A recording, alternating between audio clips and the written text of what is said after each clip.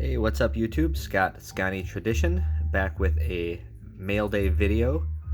So it's been a slow start to the year for me for collecting, just a few items here and there the first 4 or 5 months of 2024, which is fine. That was kind of sort of how I planned it. I had a great year last year in collecting, picked up a lot of great things for the collection, and wanted to kind of slow down my roll for the first part of the year, and I think I did that. But as late May, early June has come, I have found a few items to add to the collection. So, very excited to share with you what has come in over the last week or so here. So I got three pretty big pickups. We're gonna look at them all in this video and kind of talk a little about them and how they fit into my collection. Ironically, all three of these things are not Wisconsin sports or Packer related or anything like that. So there's a little bit of something for everybody, I think, in these pickups. So let's get into it. The first card is this one right here. This is a football card, the 1950 Bowman Y.A. Tittle rookie card. And I've had my eye on picking up a nice Tittle rookie card for the past couple years. 1950 Bowman, absolutely one of, if not my favorite vintage football set. There could be an argument made for maybe 52 Bowman as well. 57 Topps I like as well. There's some great sets out there, but 50 Bowman, and this goes for the baseball version as well. I just like the simplicity of this set. Just the image on the front, it's just pure artistry. Look at that pink sky behind Y.A. Tittle there. And against the green jersey background with the pink sky in the back. It's just a really cool color combination. I just love it. And ironically, I think it actually looks better with the old school SGC logo on this one. So I've kind of, over the last, I'd say 2 years, as long as it's not part of my Packer Team Hall of Fame set registry, I'm open to expanding into SGC graded cards, especially for vintage, especially cards up through like maybe 1950 or so and back. I just like the way that pre-war cards tend to present in these SGC holders, and SGC has built a very good standard of grading over the years on vintage cards as well. So for instance, this card right here, the Tittle rookie, is actually part of the top 250 cards in the hobby set, the PSA set registry that I've been working on slowly over the last number of years, although I've gotten rid of some of the modern cards in that set that I could pick up anytime and focus more on the older cards in that set. So who knows if they'll ever be any type of combined registry or anything like that.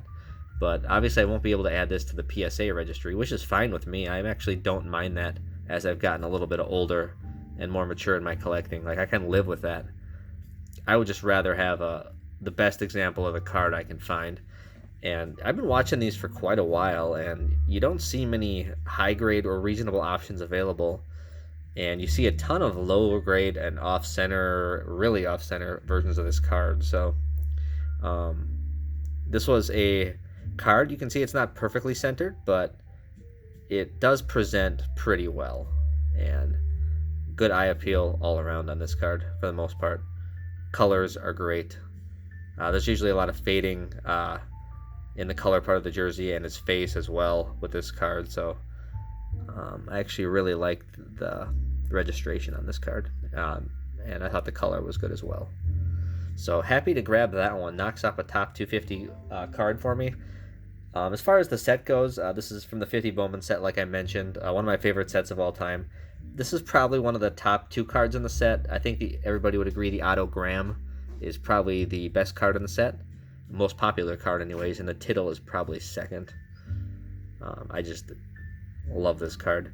He had a great career, never did win a championship, but was player of the year twice in 62 and 63, played for 3 teams, the Colts, Baltimore Colts, 49ers, and the Giants, and he's probably most well known for his 7 touchdown game in 1962 versus the Redskins. So was a great quarterback, just didn't win that championship, but had a great career. So very, very excited to pick up this card. We'll set that back there for now. And then the last two pickups here are baseball cards. They're both from the same set. If you all follow me on social media, on Instagram, or even on Facebook, if you know me on Facebook, you've seen me post these two cards pretty recently. So we'll start out with the first one. So this is from the 1948 Bowman baseball set, and this is the Warren Spahn rookie card, card number 18 in the set. Just a beautiful example there. The centering on this is really something else. Pretty good color and registration as well on this card. Take a quick look at the back.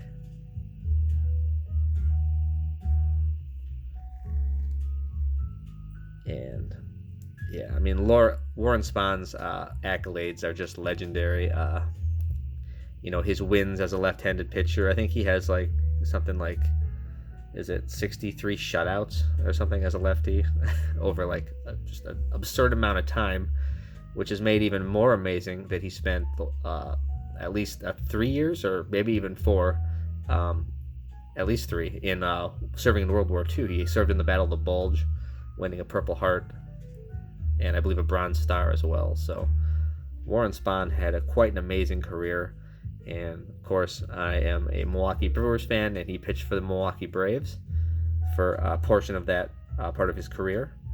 But this was not necessarily a card that I was looking for, but it's a card that I picked up when I picked up the other card that I'll show next, because I just could not get over how beautiful the centering was on this card and how it presented. And this is actually my first Spahn in the collection, so very excited to grab this card here. So a little bit about the 48 Bowman baseball set for those of you who don't know. There's 48 cards in the 48 set, so that should be pretty easy to remember. Came on 2 sheets. The first sheet cards numbered 1 through 36, and the second sheet was 24 of the same cards, and there was 12 players that they took off random numbers and added 12 cards onto that set as well. So there's a mix of short prints in this set as well. But what makes the Spahn tough, especially for issues of centering and miscuts and that kind of thing, and also edge wear and surface wear, is where it was on the sheet. So Spahn is card number 18. So you got 9, 18, 27, 36. So card number 18 would be on the far right edge of this sheet and prone to a lot of surface issues. So the Spahn, I would say, is probably the third most popular card in the set. The first being I don't know, it's maybe 1 and 1A between the Stan Musial and the Yogi Berra rookie cards being number 1 and 1A. I'm not sure which one would be considered, more popular.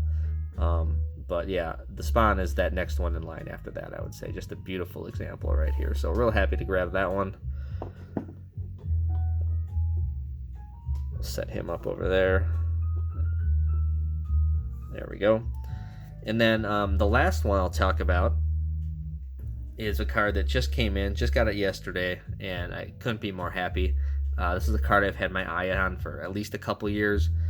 There was an incident last year where I bought the card, at least I thought I did, from PWCC auctions, and apparently something had happened in the auction that night where they like relisted the card. Even though I'd already won it, they already sent me my notification of winning.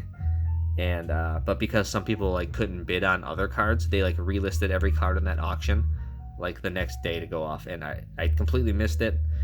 And I mean, they even sent me an invoice that I tried to pay and somehow I won it, and then they said I didn't win it, and whatever. So that's what happened with this card the first time around. But I finally found an example that I really liked, and let's just get into it. So this is the 48 Bowman Musial rookie card, Mr. Stanislaus Musial.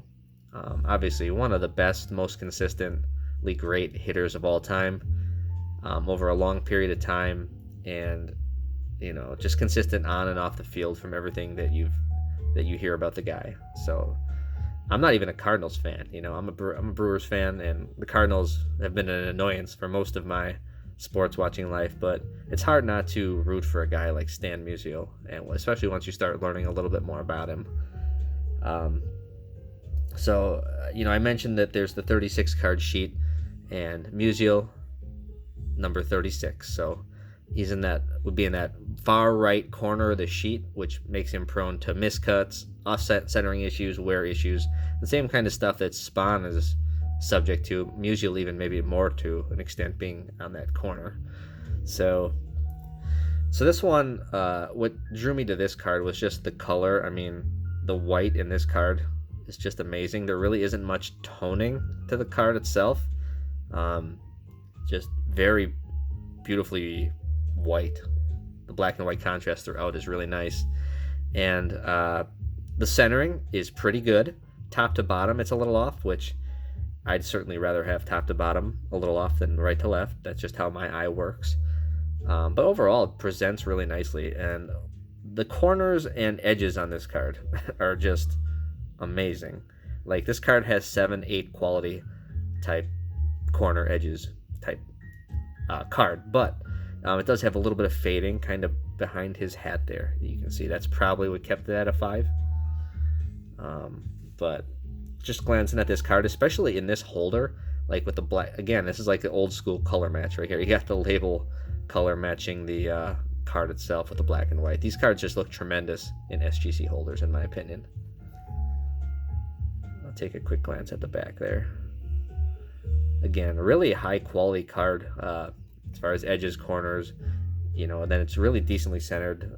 The registration is very good on the card. Coloring is great.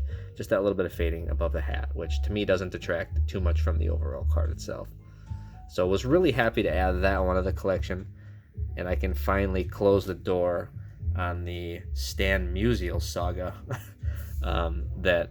It's a card that I've been trying to pick up for a couple years, and then after that thing with PWCC happened last year, kind of soured me on the card for a bit, and lo and behold, another one comes along, along with the Spawn here, which I think are great. They both look great in those 5 holders, and then of course the Tittle as well. So really excited to grab 3 outstanding vintage cards for the collection, and just couldn't be more happy with the additions.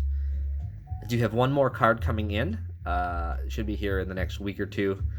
That is more of my PC Packer related cards, but it's a card that I didn't expect to see. It's a card that you really never see. I think this is actually the only graded example of the card, so we'll be really excited to share that one with you when it comes in the future here. But I wanted to knock off these 3 in this video now. So other than that, hope you guys are doing very well, and excited to keep watching all your videos. Looking forward to hearing about everybody's national experience. I will not be going to the Cleveland National this year, so I'm going to have to live vicariously through all of you guys that are able to attend the show. And I'll certainly be at the Chicago show in 2025 if all goes as planned.